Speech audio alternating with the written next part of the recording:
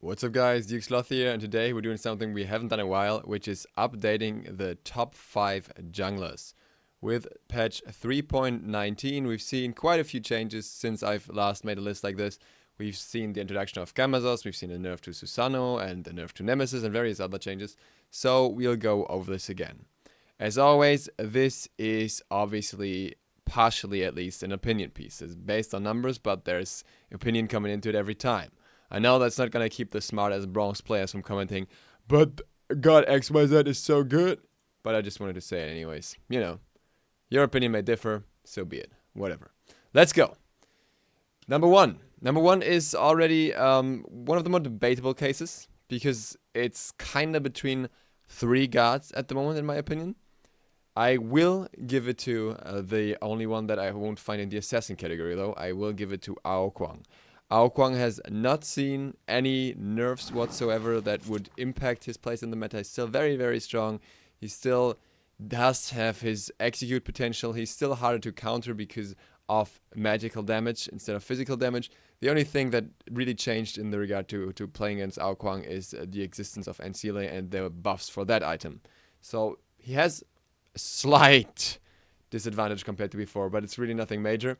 And he keeps performing at a very high level, and in the right hands he's a very strong threat.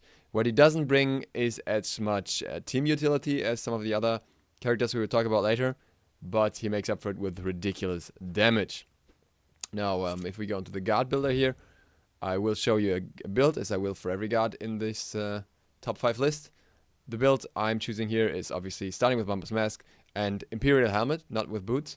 Then you want to finish your Shoes of the Magi first. Then finish up the Dynasty Plate Helm. Obviously, I'll just show you because it doesn't make sense otherwise. Whoops. It should look a lot better like this. So you're doing this, you're building this. Then you're finishing your Shoes of the Magi. Then, when that's done, you finish your Dynasty Plate Helm, Polynomicon, Obsidian Shard. Because now you have enough flat pen to justify the Polynomicon and enough power. And after that, you will want some percentage penetration. And then I would usually prefer going Soul Reaver first. Some people like Rod of Tahuti first as well. Depends on what you want to do. And then, obviously, trade out Bumper's Mask. And after that, you can still trade out Dynasty Plate Helm. For example, for Spear of Desolation, if you have a lot of gold. Or Pythagoras Priest, if you want more team utility. Or Bancroft Talon, if you want some more survivability with even more burst. Really depends on you. You can also fit those items in earlier, but overall, this is a good core build, I would say, for him. And the rest is more flexible stuff. Just save that here. And go back. Now, obviously, one guard that I haven't mentioned, that is not here yet, is Camazotz. Camazotz, I will not take into consideration when it comes to this list, simply because he is not available in ranked yet. He is not balanced yet.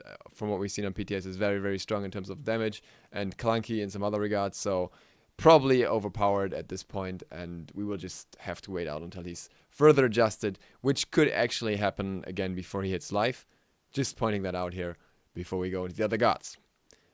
Place number 2, once again, really, really close between the first 3 places, I think. I will give it to Thor. Thor, with some other gods falling off a little bit, some other gods seeing nerfs, namely especially Susano. Thor is just back up there. There's just no reason not to pick Thor, really. He's got that CC, he's got that ranged poke, which gives him the slight edge over Red Tusk, in my opinion. He does not have to misposition himself, rather, as much as Red Tusk does in order to be fully effective. And as such, he is my number 2. Strong damage early on, strong aggression, then transitioning into a late game that allows him to either still go for damage and burst someone down, or go for more utility, CC, stuff like that, and a little more defense. So yeah, really, really up to you there. The build I'm gonna show you here is one that is more focused on defense. You can obviously go more aggressive with him, but I think those of you who want to have build advice are always better off starting with a little bit of defense to get used to the character instead of going for the full aggression and then just getting walked over when mispositioning once. So we're starting with Bumper's Mask, tier 1 boots that turn into Warrior Tabi, then Jotun's Wrath, which can be replaced by Hydra's Lament at the moment, but it's harder to play with Hydra's Lament because of the attack cancels that you need to do, and his ranged poke becomes a little weaker. So really mostly a matter of taste, and I feel like Thor is not as dependent as others on extra MP5, so I would prefer Jones on him most of the time. Then Void Shield to have some extra defense with some extra pen damage. Titan's Bane, the two items here don't have the best synergy, but you're not specifically buying them against the same targets. Against the tank, you need the Titan's Bane, and the 20 flat reduction of Void Shield are not going to matter much in that context. Against a squishy, you're building Void Shield, and the reduction of Titan's Bane is not going to matter much, but they both have their uses, so they still kind of work together in a way that, while not having the perfect synergy, they're still very, very solid for what they're supposed to do. Then Mantle of Discord, best defense item there is. You can go Spirit Dome as well, it's cheaper, but Mantle of Discord is just a little better overall, I would say. And then Brawler Speed Stick as a situational anti-heal item in 6th slot, but this is obviously always the fill slot where you build whatever is needed. If you need a Winged Blade, then build a Winged Blade. If you need more defense, then build Spirit Rope. In this case, we're going Brawlers. Alright. And that brings us to number 3. We've already mentioned him. Really, really close, once again, to the first two. And that's Ratatusker. Ratatusker has still very good damage, has some sustain in his kit, has a really good setup ultimate with a knock-up, which is really, really strong. A good escape potential that way as well. So, yeah, Ratatusker just performs very well across the board. Some players almost exclusively play him, for example, Masked, and still do very, very well on him every single game. So, yeah, that's Ratatusker for you. As for the build, obviously, you need to build the Acorn, no way around it. You want to build Bumper's Mask along with it, and upgrade that first. You don't even have to go back to base to upgrade it, which is really nice. And after that, what I would do here is Jotun's Wrath, again, and Void Shield, and on Ratatusker, I still believe some tankiness is very helpful, because you have to use your escape to engage, different from other assassins who can save it. But if with Ratatusker you want to go in, you're very likely to use your dash at some point if you want to get a kill. So I like some extra defense. I like Height of the Urchin. You don't have to do that though. You can go a lighter defense item like Spirit Rope, or just go full aggression. It works very well as well. I just think this is a nice synergistic combination. And then Titan's Bane, obviously, just against the tanky targets once again. And last, I would go Mantle of Discord. This makes him really bruiser-ish with the Void Shield, Height of the Urchin, and Mantle of Discord in there. But he still has very decent base numbers that allow him to deal strong damage regardless. If you don't want that, go for Brawlers, go for... you can even go for Crusher, it just really doesn't matter. Or even Bloodforge, he's one of the few where you can go Bloodforge with little to no repercussion, as long as you do it late game, as his kit is very flexible in that regard. Also, once again, you can go Hydras instead of Jotuns here, matter of preference. He gets close to the enemy, he needs to weave in basic attacks all the time anyways. Like, between every ability, you're basically gonna use one basic attack 90% of the time. So you can go Hydras instead of Jotuns, throwing both options out there. Really a matter of preference in the end. I think with his scalings, Jotuns is sometimes a little more favorable than on other characters, because he doesn't build crit either, but both is possible. And with that, we're coming down to number 4. Number 4 is, in my opinion, a little weaker than the other before him. A little weaker. But also, I just don't want to overplace him because he's my favorite at the moment. He may very well be higher than that. He may very well be spot 2 for some. But I feel like I would be a little biased to place him there. Number 4 is, if you know my channel, Hunbatz. Hunbatz, no, not that quick. Hunbatz has that late game. He has that late game. Ultimate sets up so much, especially beginning from mid game, really. He's got good potential with the new items, with the item changes that just really worked in his favor. Always had a bit of a rough time early on. That's partially better for him now because of the Hydra's Lament change. But still, he doesn't have the best early compared to Thor, or I would say even Ratatusker. And his 2 has a fairly long wind-up, which can easily be interrupted that way. So, some small downsides that the other ones above him don't have, but really only so much of an offset there. How do you build Hunbatz? Bumper's Mask. obviously. Starting with boots once again, Warrior Tabi. You can also start with tier 1 of Hydra's Lament, theoretically. I don't like it, but you can, just saying. I like to have the potions for extra aggression and boots for faster rotations early, but it's possible. Then, as the third slot, I would definitely go into Hydra's Lament. Why Hydra's Lament over Jones? Because he needs to weave basic attacks between every single ability if he wants to get the full benefit of his passive anyways. It's really easy to do it with him as well. It's not, you don't need to do complex AA cancels if you don't want to. You can. If you do the 3, you can do AA cancels with that. It's possible, but it's not the core thing about the character. And it's just, you swing your basics between the abilities, and you're able to stay close to the enemy with your abilities anyway, so it doesn't really matter. And as his passive allows him to crit, the crit basic is the same one that is the one that procs Hydras. It will always be the same because the passive procs after basic attacks and Hydras after abilities, and Hydras procs after abilities. So what this means is if you crit, it's going to be a Hydras crit, and the Hydras crit is going to deal 30% more damage, but then also get amplified by the crit, so you get the double amplifier. So that's very synergistic, very beneficial, and it should be used. Next item is always situational. Once again, you can go very, very aggressive with him if you want to. You could also go Jolton's Wrath into Titan's Bane, into Brawler's Beatstick, into Deathbringer, full damage build, and it would still work. Hugo Fred has done, I think, exactly that build today. But not necessarily what you have to do. Once again, to learn the character a little better, be a little safer, I would say get some defense in. Void Shield is very nice in that regard. Whoops. Gives you the pen, has very good synergy with the Hydras, because Void Shield are a little more expensive, Hydras are a little cheaper, so you still get the items around the same time. Hydras has the power that Void Shield doesn't have. Void Shield has the protection reduction that Hydras doesn't have, so works very well together. Titan's Bane, we've talked about the synergy between the two, but once again, it doesn't really matter. You're building them for different purposes. Then Mantle of Discord, because it's just such a nice defensive item with some more cooldown reduction as well. You can go Spiritopia too. And last but not least, you want to make some more use of the passive if you can late game. And Deathbringer is perfect for that because it crits and it's immediate damage.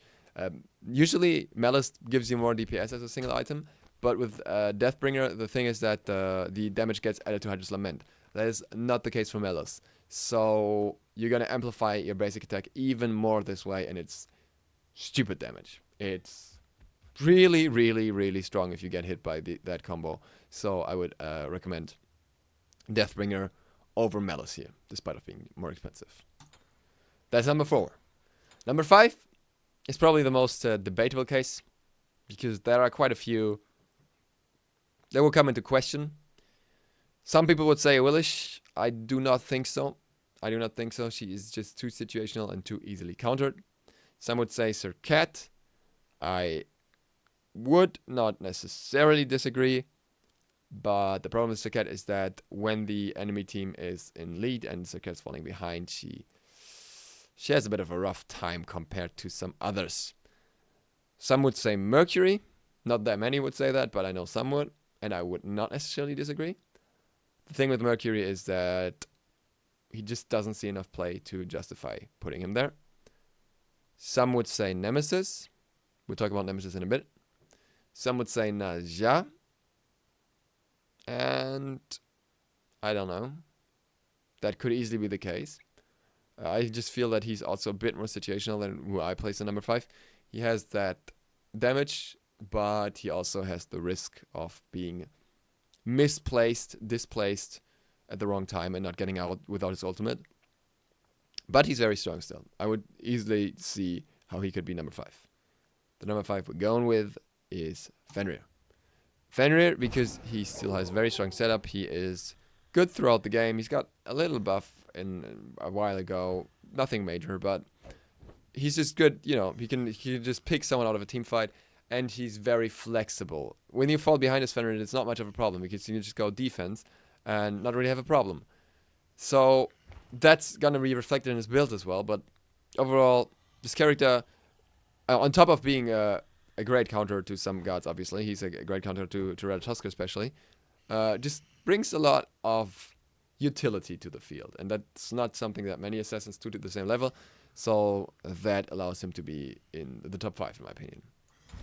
As for the build, you will see these are the options, really. And I'm not exaggerating. I think you can pretty much build every single one of these items, because Fenrir can be built in so many ways. You can build for abilities, you can build for basic attacks even, you can build for defense, you can build for whatever you want. For this particular case, okay, Potion of Physical Might is a little bit outdated. That's not the case anymore. But we go on Mask, and obviously starting with Boots. We're at Tabby. I would probably still start Jones Wrath here. Once again, you could also start Hydra's Lament. Really up to you. If you want to go into crit on him late game, which some people do, then all the power to you. In this case, we just go with Jotuns. Jotuns into potentially just straight up Titan's Bane and try to rush Urchin, which gives you some more defense.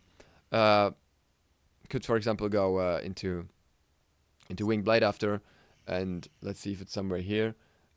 Unfortunately not. This god has too many items. I just mostly placed tier 1 items in here because he just has too many. So the last slot I wanted to put here was Spirit Robe or Mantle of Discord.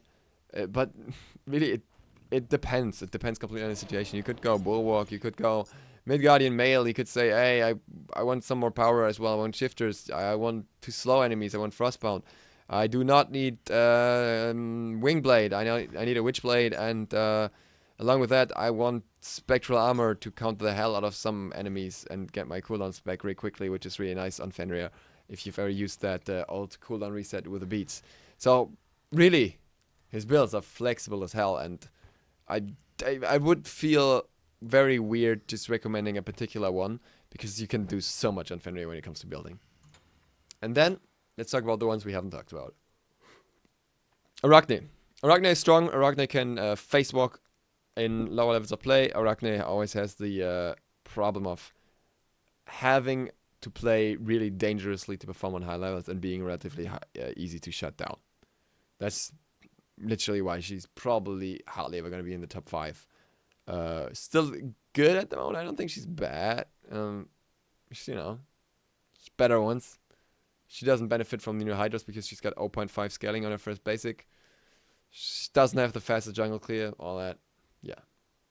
Village, like I said, a bit too situational. Bakasura takes too long to come online. He's really good, like mid to late game, but he needs too many items to be effective. Bastet is good. Bastet is good, don't get me wrong. Bastet is a very mid-tier assassin, I would say.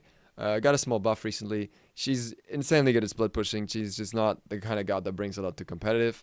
On the other hand, she brings a lot to mid-elo rank conquest when you can just backdoor the hell out of the enemy team. Fenrir we've talked about, Tombas we've talked about. Kali, great goddess if you get it to late game, same as Bakasura.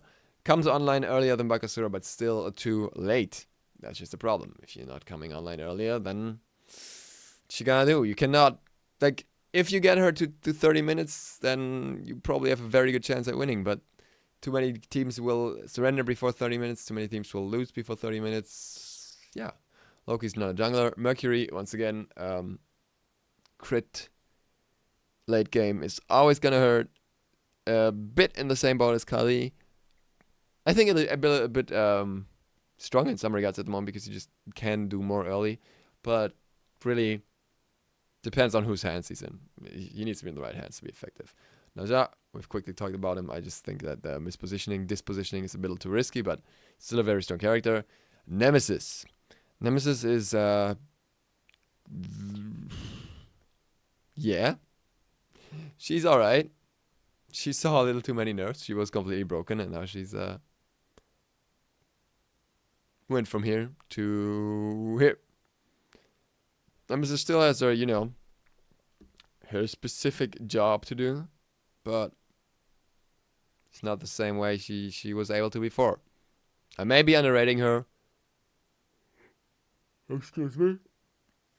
There may be a sudden rise in performance that I may just be undervaluing, but for now, I don't think we'll see much of her. Right, Josk, we've talked about Saket, we've touched on Susano. With the nerfs, she's just probably significant bit lower. Nerfs hit him hard. Make the AA cancel on his one harder, make escaping on his one harder, makes him Forces him to commit into the enemy team to get his full damage of the one off. No more spamming one and then getting out and still getting a kill accidentally. Requires more aim, and his ultimate sees a strong nerf as a setup tool, so I don't see much of a reason to pick him over Ratatoskr or Thor, who can fulfill similar purposes overall. Just better. He still has high mobility, but it's not much more to him, really. He's not trash. That's not the point. He's not trash, but he just can't compete with the top tiers. Last but not least, Thanatos. He is trash. I don't even need to talk about that guy. Long delays.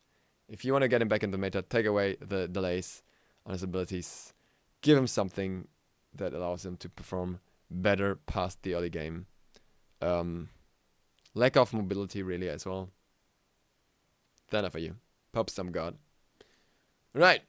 Once again, talking about Camazotz, for those who haven't heard it, who skipped through the video.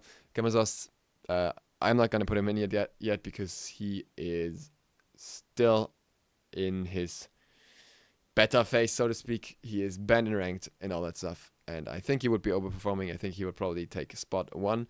But we'll see. I don't think he's going to stay that way. I think he's going to see nerfs. He's going to see nerfs. He's going to see nerfs today. He's going to see nerfs before he leaves PTFs, probably, I'm assuming. Maybe some adjustments as well. And then probably 1 or 2 patches down again. We'll see. That's my list. Let me know how you feel about it in the comments. As long as you are able to express your opinion in a humane way, I will maybe respond. Otherwise, I probably won't. I'll tell you to fuck off. Thank you for watching. I hope to see you all tomorrow. Duke Sloth, out.